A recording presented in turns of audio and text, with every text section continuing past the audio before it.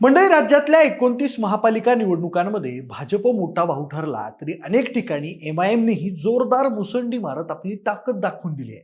पण या सगळ्या चित्रात नाशिक जिल्ह्यातल्या मालेगावनं मात्र संपूर्ण राज्याचं लक्ष वेधून घेतलंय. कारण इथं भाजपलाच नाही तर थेट एमआयएमलाही मागे टाकत माजी आमदार आसिफ शेख यांच्या नवख्या असलेल्या इस्लाम पार्टीने राजकीय भूकंप घडवून आणलाय. मालेगाव महापालिकेच्या निवडणुकीत इस्लाम पार्टीने तब्बल 35 जागा जिंकत सर्वात मोठा पक्ष होण्याचा मान मिळवलाय. तर राज्यात प्रभाव वाढवत असलेल्या एमआयएमची घोडदौड इथं अवघ्या 21 जागांवर रोखण्यात इस्लाम पार्टी यशस्वी ठरली आहे, तर शिवसेनेला 18 जागा मिळवता आल्यात. विशेष म्हणजे राज्यभरात महापालिका निवडणुकांच्या निमित्तानं एमआयएमची जोरदार चर्चा सुरू आहे. कारण 100 पेक्षा अधिक जागा जिंकत अनेक महापालिकांमध्ये एमआयएम दुसऱ्या क्रमांकाचा पक्ष ठरलाय. आणि त्यामुळे काँग्रेस, राष्ट्रवादी काँग्रेस सारख्या धर्मनिरपेक्ष पक्षांसाठी ही धोक्याची घंटा मांडली जाते. कारण सेक्युलर पक्षांची अल्पसंख्याक वोट बँक हळूहळू एमआयएम कडे वळतीये. मात्र एमआयएमचा बालेकिल्ला समजल्या जाणाऱ्या मालेगावमध्येच नव्यानं स्थापन झालेल्या इस्लाम पार्टीने एमआयएमला जबरदस्त धक्का दिलाय. कारण मालेगावात सलग 2 टर्म एमआयएमचा आमदार असतानाही आणि पक्षाची ताकद मजबूत संघटनात्मक असूनही आसिफ शेख यांनी समाजवादी पक्षाला सोबत घेत मालेगाव सेक्युलर फ्रंटची रचना केली आणि एमआयएमचा उधळलेला वारू आवारात आणलाय. यामागचं सगळ्यात महत्वाचं कारण म्हणजे इस्लाम पार्टीवर मुस्लिमांचा पक्ष असल्याचे आरोप होत असतानाही या पक्षानं हिंदू आणि दलित उमेदवारांना तिकीट दिलं. एवढंच नाही तर ते उमेदवार निवडून आणत सर्वसमावेशक राजकारणाचा संदेश दिला आणि हाच घटक मालेगावच्या राजकारणात निर्णायक ठरला. परिणामी मालेगावात भाजपला सुद्धा फक्त 2 जागेवर समाधान मानावं लागलं.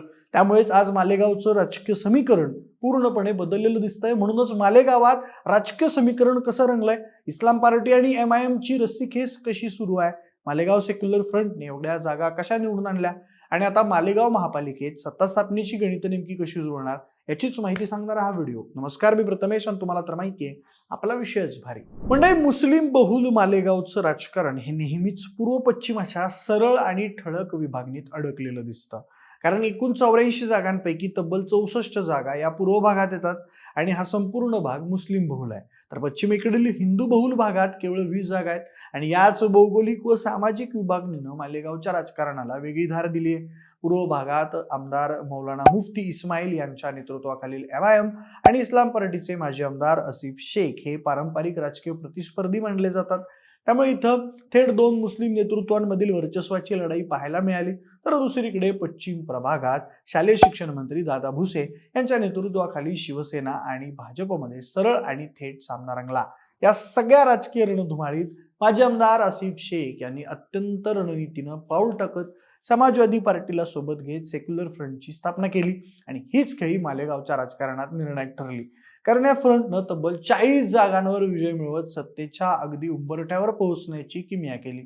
त्यांच्या खालोखाल एमआयएमला 21 जागांवर समाधान मानावं लागलं. तर पश्चिमेकडील लढतीत शिवसेनेनं 18 जागा मिळवत आपली ताकद दाखवली. काँग्रेस केवळ 3 जागांवर सीमित राहिली आणि भाजपला फक्त 2 जागांवर विजय मिळवता आला. विशेष म्हणजे सर्वात मोठा ठरलेल्या इस्लाम पार्टीचे प्रमुख आणि माजी आमदार आसिफ शेख यांनी निकालानंतर थेट आक्रमक भूमिका घेत इतर सर्व पक्षांना आम्हाला बिनशर्त पाठिंबा द्यावा असं आवाहन केलं.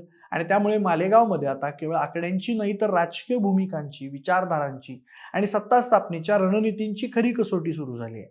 इकडे पूर्व भागात एमआयएमचा प्रभाव कमी करत सेक्युलर फ्रंटनं बाजी मारली, तर दुसरीकडे पश्चिम भागात शिवसेनेची पकड कायम राहिली. आणि म्हणूनच मालेगावची निवडणूक केवळ स्थानिक सत्ता बदलापुरती मर्यादित न राहता राज्यातील अल्पसंख्याक राजकारण, सेक्युलर मतांची दिशा आणि भविष्यातील राजकीय समीकरणांची नांदी ठरणारी ठरते. विशेष म्हणजे मुस्लिमांचा पक्ष म्हणून टीका होत असतानाही इस्लाम पार्टीने हिंदू आणि दलित उमेदवारांना संधी देत ते निवडूनही आणले आणि हाच मुद्दा मालेगावच्या राजकारणात निर्णायक ठरला. आसिफ शेख यांनी अत्यंत काटेकोर आणि नियोजनबद्ध प्रचार करत एमआयएमची नेमकी विचारधारा काय आहे ती मालेगावकरांसमोर प्रभावीपणे मांडली आणि मतदारांमध्ये ठोस राजकीय संदेश पोहोचवला. एमआयएमचे प्रमुख बॅरिस्टर असुद्दीन ओवेसी यांनी स्वतः मालेगावात प्रचार सभा घेत आसिफ शेख यांना थेट लक्ष केलं. मात्र त्याचा अपेक्षित फायदा एमआयएमला झाला नाही. उलट आसिफ शेख यांच्या नेतृत्वाखालील सेक्युलर फ्रंटमधील इस्लाम पार्टीने तब्बल 35 जागा तर समाजवादी पार्टीने 5 जागा जिंकत एकूण 40 जागांचा आकडा गाठला आणि एमआयएमला धोबी पछाड दिली. एकूणच पाहिलं तर राज्यभर उधळलेला एमआयएमचा वारू मालेगावात रोखण्यात इस्लाम पार्टीला यश आलंय. मालेगावचे माजी आमदार आसिफ शेख यांनी इस्लाम पार्टीच्या माध्यमातून प्रत्यक्षात MIM रोको असा पॅटर्न राबवला आणि तो यशस्वी ठरल्याचं चित्र समोर आलंय. हाच पॅटर्न भविष्यात राज्यभर राबवला जाऊ शकतो आणि MIMचा वाढता प्रभाव रोखण्यासाठी इतर सेक्युलर पक्षांनीही मालेगाव सारखा प्रयोग केला तर अल्पसंख्याक वोट बँक पुन्हा एकत्र ठेवता येईल अशी चर्चा आता राजकीय वर्तुळात रंगू लागली आहे. मंडळी, मालेगाव महापालिका निवडणुकीत नव्यानं स्थापन झालेल्या इस्लाम पार्टीने तब्बल 35 जागा जिंकत मोठ्या भावाची भूमिका तर निभावली, पण निकालानंतर समोर आलेल्या सत्तेच्या गणितात मात्र इस्लाम पार्टीची ताकद अपुरी ठरताना दिसतेय. 84 जागांच्या या महापालिकेत सत्ता स्थापन करण्यासाठी 43 जागांची मॅजिक फिगर आवश्यक असताना इस्लाम पार्टी आणि समाजवादी पार्टीच्या सेक्युलर फ्रंटला एकूण 40 जागांवरच समाधान मानावं लागलंय. म्हणजेच सत्ता स्थापनेसाठी अवघ्या 3 जागा कमी पडत आहेत आणि याच 3 जागांभोवती सध्या मालेगावचं संपूर्ण राजकारण फिरताना दिसत आहे. त्यामुळे सेक्युलर फ्रंटने नेमकं कोणाला सोबत घ्यायचं हा सगळ्यात मोठा आणि कळीचा प्रश्न बनलाय. दरम्यान शहराच्या विकासासाठी काँग्रेस आणि MIMने बिनशर्त पाठिंबा द्यावा अशी मागणी सेक्युलर फ्रंटकडून करण्यात आली होती. या मागणीनंतर MIMचे आमदार मौलाना मुफ्ती यांनी इस्लाम पार्टीकडून अधिकृत प्रस्ताव आल्यास विचार करू असं सुतोवाच केलं होतं. मात्र त्याच वेळी बिनशर्त पाठिंब्याचा मुद्दा त्यांनी ठामपणे फेटाळून लावला होता. खरं तर बिनशर्त पाठिंब्याला MIM मध्येच मोठ्या प्रमाणावर विरोध होताना दिसतोय, कारण आसिफ शेख हे मौलाना मुफ्ती यांची राजकीय कोंडी करण्यासाठीच हा डाव खेळत असल्याची चर्चा सध्या राजकीय वर्तुळात रंगली आहे. दुसरीकडे काँग्रेसकडे मालेगाव महापालिकेत अवघे 3 नगरसेवक आहेत, पण हे 3 नगरसेवकच सध्या किंगमेकरच्या भूमिकेत दिसत आहेत. काँग्रेसचे नेते एजाज बेग यांनी सुरुवातीला पाठिंब्याच्या बदल्यात 2.5 वर्षांचं महापौरपद आणि स्थायी समितीच्या सभापतीपदाची मागणी करत आपली राजकीय भूमिका स्पष्ट केली होती. मात्र त्यानंतर बिनशर्त पाठिंब्याच्या मुद्द्यावर काँग्रेसनं मौन बाळगल्यामुळे संभ्रम अधिकच वाढलाय.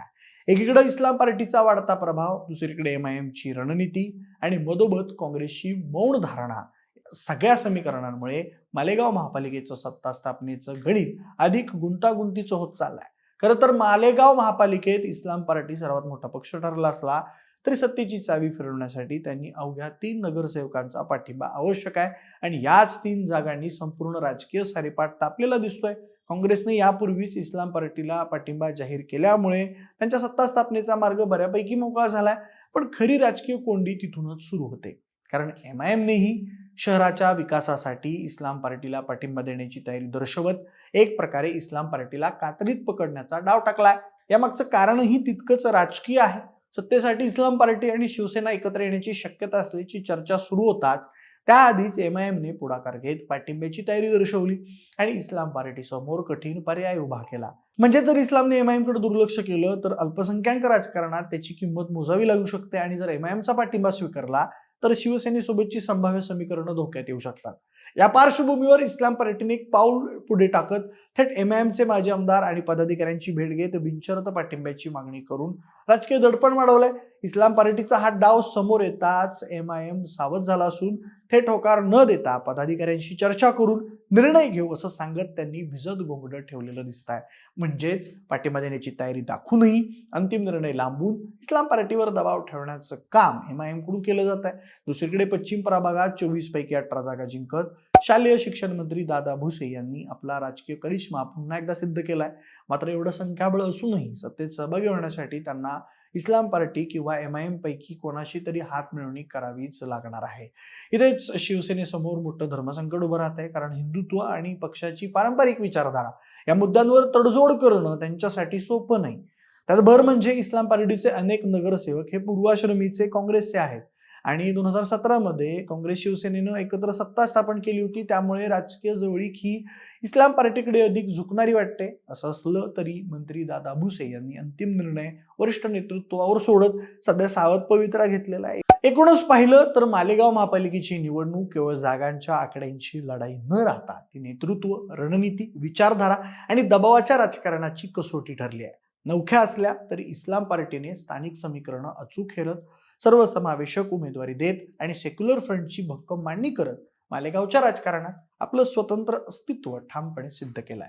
MIMचा पारंपरिक बालेकिल्ला हादरला, भाजप दुय्यम ठरला, शिवसेनेपुढे विचारधारात्मक पेच निर्माण झाला आणि काँग्रेस अवघ्या 3 जागांमध्येही किंगमेकर बनली. हेच या निवडणुकीचं सर्वात मोठं वास्तव आहे. सत्ता स्थापनेसाठी आवश्यक असलेले 3 नगरसेवक ही केवळ संख्या नाही, तर ती मालेगावच्या भविष्यातील राजकीय दिशा ठरणारी चावी आहे. इस्लाम पार्टीकडे संधी आहे, दबाव आहे आणि पर्यायी आहे. पण प्रत्येक पर्यायासोबत राजकीय किंमत जोडलेली आहे. म्हणूनच मालेगावचं हे सत्ता नाट्य केव्हा, कसं आणि कोणासोबत रंगतं याकडे संपूर्ण राज्याचं लक्ष लागलेलं आहे. कारण मालेगावात जे घडतंय ते उद्याच्या महाराष्ट्राच्या अल्पसंख्याक आणि सेक्युलर राजकारणाची नांदी ठरणार आहे. आणि या संपूर्ण राजकीय घडामोडीबद्दल तुम्हाला काय वाटतं ते आम्हाला कमेंट बॉक्समध्ये नक्की सांगा. सोबतच आपल्या विषय वारीच्या YouTube चॅनलला सबस्क्राईब करायला अजिबात विसरू नका. धन्यवाद.